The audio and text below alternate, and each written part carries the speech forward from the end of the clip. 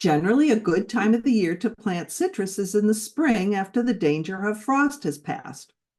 Trees planted in the spring will have more time to grow and will withstand the cold weather of their first winter better than trees planted later in the year. But summertime weather conditions in your location are important too. If you live in an inland area where the weather is particularly hot in the summer, you'll need to balance the risk or the resilience against freezing with resilience against heat. Trees that don't have an established root structure may have a hard time keeping their leaves and branches hydrated in the heat.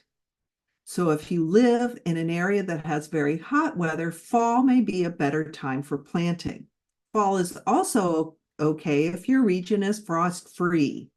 And you will find that the nurseries in this area and other plant purveyors will typically have a good inventory of citrus plants either in the fall or in the spring. You want to find a place in your garden or on your patio or deck that gets at least 6 hours of sunlight and is protected from strong winds. Avoid areas that can trap cold air, such as a fence or a wall at the base of a slope. South and west facing areas of your home will typically be the warmest with the most consistent sun. These areas may also retain heat overnight, which can protect your tree on a very cold, freezing night. But note that trees in very warm areas of your property, especially those in containers, will be more vulnerable to drying out or to sunburn.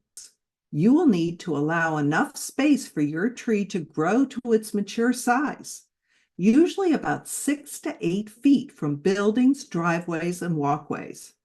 Avoid planting citrus trees also near plants with aggressive root systems that will compete with that tree for water and other nutrients.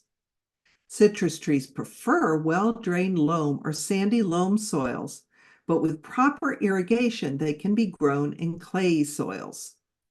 If your soil is clayey, you should perform a drainage test before you plant it.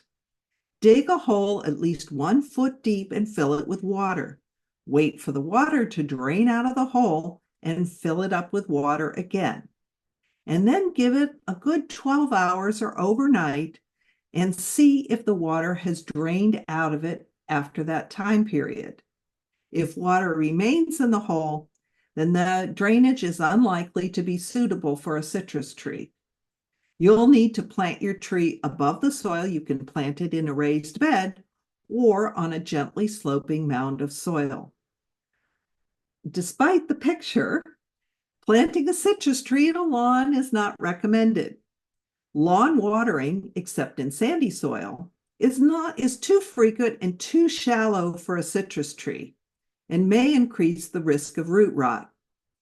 However, if lawn is the only space available, remove the turf in a 3 to 5 foot circle surrounding the tree to remove competition from turf roots for water and nutrients.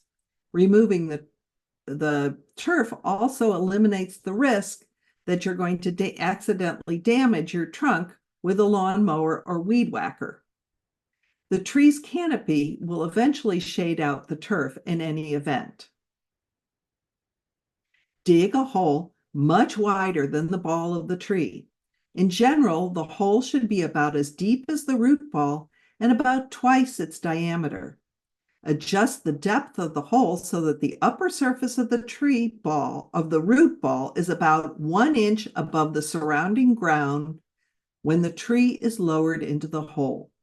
You want to plant the tree proud so that the root ball is sticking up out of the ground a bit.